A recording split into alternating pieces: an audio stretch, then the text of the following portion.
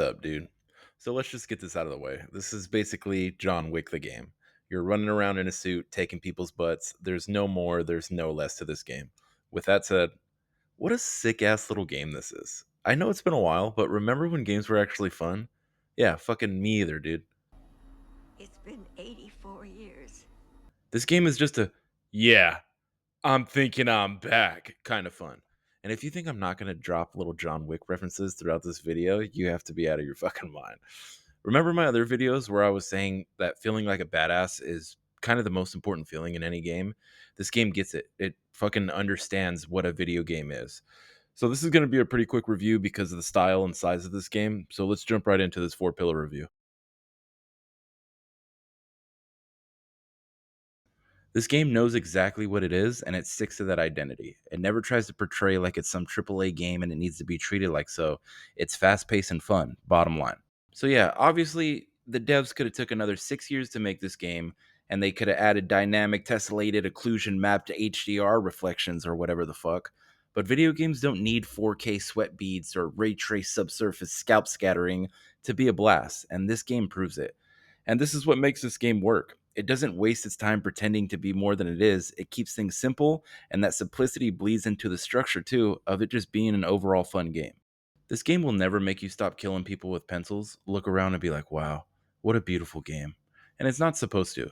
I guess the best comparison I have for this is it feels like these levels are ripped straight out of GoldenEye. Like, take for example, Bunker. You're probably going to be fighting in a bunker. Or Runway. Chances are you're going to see some elements of a runway. So, for example, you got stages in this game like Toronto. Huh, I wonder what's going to be there. Or Miami. Let's take a wild guess. You already know, but it works. Because again, this game isn't trying to overwork itself with things that the player already accepts. It knows what it is and it delivers exactly that. It's clean, fast, and stylish fun. The overall environment is pretty straightforward, but it supports the gameplay perfectly, and I'm here for it. So this is where all the money's at. It's the combat. It's got that brutal Baba Yaga energy. It's quick, efficient, and there's no wasted motion. It really makes you feel good. Like all these enemies are running towards you. You're one tapping them while diving in slow motion, countering all the bullshit that they're throwing at you, and then you suplex them, put two in the back of their head. It makes you fucking rock hard. The flow here is amazing, and it's where this game shines. If there's some combat that I would compare it to from other games, I would say it for sure has a Max Payne feel, but it also feels like the true goat of all gaming, Enter the Matrix. I don't know if anybody else even remembers this game or if it's some type of Mandela effect fever dream I had and this game never even existed. But when I was 10 or 11, I poured so many hours into this game. I would always flip between Matt Hoffman's Pro BMX and Enter the Matrix. That was the pinnacle of gaming for me at the time. Not to get sidetracked by the glory days, but just like those games, Suit for Hire gives you the freedom to tackle these encounters as stylishly as you want. You could take out three dudes with headshots, fuck somebody else up in hand to hand combat, pick up their shoddy, and then start letting those shells fly. It feels amazing. The ammo system plays a huge part in how stylish you could be.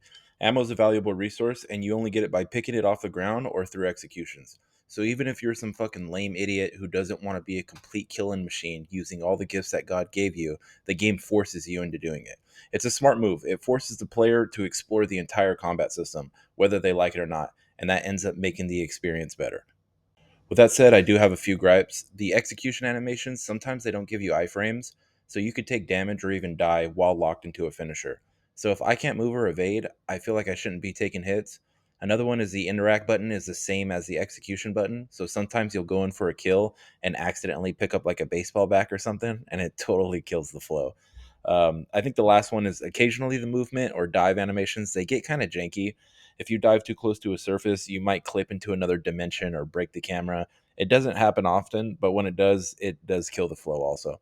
Still, none of that breaks the game, and it does what it does best. The key word here is combat flow, and this game nails it. Honestly, not a lot to go over here with progression. The chapters are short and sweet. It gives you a direction and it says follow it. You shut your little mouth, you do what it tells you, and you have fun doing it.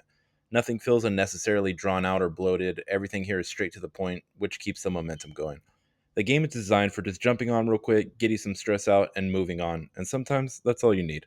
There's a bit of progression here with different loadout pistols and some cosmetics so you could dress up your low res assassin in.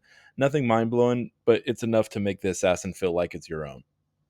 Overall, the progression here is super basic, but remember, this game is $9. So if I hear complaining out of anybody, I'm gonna fucking flip out.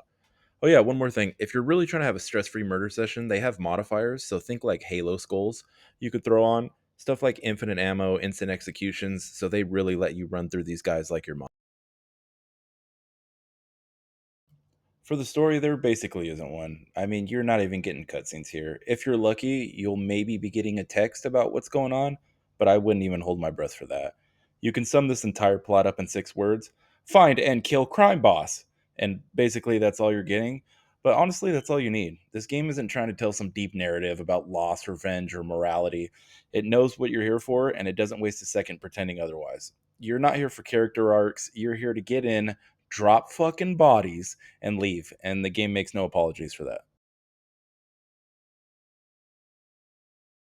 So just to be 100% clear, I rate games on their own merit. I'm not going to compare this to some AAA blockbuster game or some indie masterpiece. I'm looking at what this game set out to do and if it did it well. And you got to remember that this game is $9 on Steam, which is fucking insane for what you're getting. So taking everything into consideration, for me, Suit for Hire comes in at a strong 7. This game isn't trying to win any awards. It's just here to be a fun game, and I think it excels at that. If you guys made it this far, I appreciate it. If you enjoyed the video, go ahead and drop a like. Maybe even drop a sub if you're feeling crazy. And if you didn't like the video, I'll get you next time. Appreciate it.